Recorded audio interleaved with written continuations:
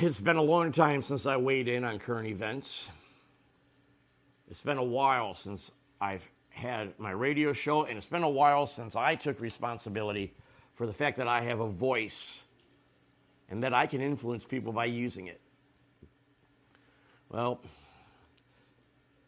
today is a good day for me to use it, and I want to say my piece about Charlie Kirk. This is America. The Founding Fathers established a country that gives us the freedom of religion, the freedom of speech, the freedom to express ourselves as we see fit. Those freedoms established by the Founding Fathers have been used for 200 years to advocate for values that, ironically, are the opposite of the values that those same Founding Fathers believed. The right to freedom of speech and freedom of religion has somehow now evolved into freedom from religion and a hypersensitivity around this nonsensical term hate speech.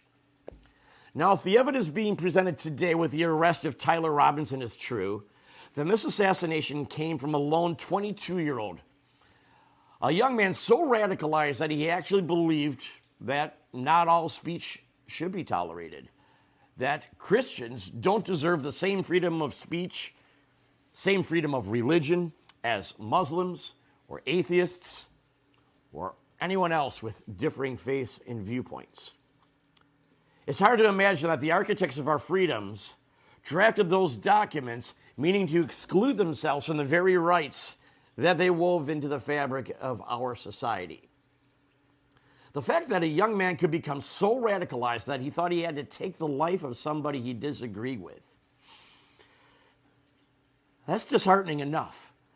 But what's more shocking are the criticisms, the online criticisms of Charlie Kirk himself. Let's be clear. Mr. Kirk spoke as he saw his own faith. He was practicing his religion and his freedom of speech at the same time. That right doesn't just need to be guaranteed by our government, it needs to be respected by our society, even by those who disagree with him. The man was peaceful in his discourse. He never incited violence, and what he said beyond that is irrelevant. If you're spending time online criticizing the things he said before his body is even cold, that is a de facto way of justifying his murder. If you're doing so publicly, you are complicit, and you ought to be ashamed of yourself. We live in a society filled with irony, loaded with hypocrisy, dripping with whataboutisms. And I normally don't even bother to dignify weak arguments like these in light of what I've read. But I want to express a couple of examples. I've seen influencers compare the assassination of Charlie Kirk with the killings of two Democratic politicians in Minnesota. Their claim that conservatives didn't post thoughts and prayers or outrage or mourn publicly for those victims. Maybe some did. Maybe some didn't. But you know what I didn't see? I didn't see a mass criticism of the victims themselves. Conservatives could have said, well, those victims voted for policies that let criminals out of jail. They voted for no cash bail policies. They voted for defunding police. They voted for policies on illegal immigration that an opponent could argue threatened the very lives and safety of Minnesotans. You didn't hear them say that. We didn't see those criticisms. We didn't see conservatives trying to justify their deaths. And had I seen it, I'd have called it out for being completely reprehensible. People who think like Charlie Kirk, people who think like me, we use reason, we use logic. We try to persuade. We don't use force. We don't use violence. We don't advocate violence. And we see political violence, even against those we oppose, as a disgusting abomination in our society. Now, sure, you might be able to dig up some fringe lunatic who said something.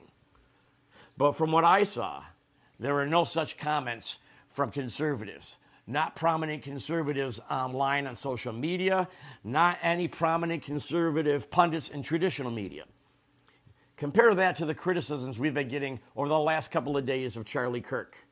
They say he advocated for the Second Amendment and admitted there may be casualties, but that those casualties don't justify repealing that amendment. Okay, did he deserve to die for that? They've twisted it into something dark. They say that he implied that black women lacked brain power. Not true. Comments taken completely out of context. He criticized specific individuals. They said that he threatened the lives of gay people, of LGBTQ people. Also, not true. And even if it were true, it would still be irrelevant. Because just like there are people living lifestyles that go against Charlie Kirk's faith, just like Charlie Kirk held beliefs about abortion that others reject, all those views are still protected. Nobody has the right to attack, to murder, or to strip anyone of their rights. And nobody had the right to deprive Charlie Kirk of his rights, and more importantly, of his life. If you can't see that, if you're posting criticisms while his body isn't even cold, while his wife's tears aren't even dry, you are the problem. You're justifying killing. You're emboldening the next Tyler Robinson. You are fanning the flames of a civil war. And if you're even hinting that Charlie Kirk got what he deserved because of his beliefs, you're also advocating against the Second Amendment at the same time, well, then you've just proven why people like us would never, ever give up our guns. Ironically, the very people fanning the flames of civil war are the ones outnumbered and outgunned. Fortunately for you, people like us don't believe in murder. We believe in restraint. We believe in mercy. We believe in grace. But shame on you. I hope you back away from your wicked words and your evil deeds and you ask for forgiveness. Because ironically, you'll be asking forgiveness from the only people who still believe in it. Because I know if the shoe were on the other foot, we'd all suffer the same fate as Charlie Kirk.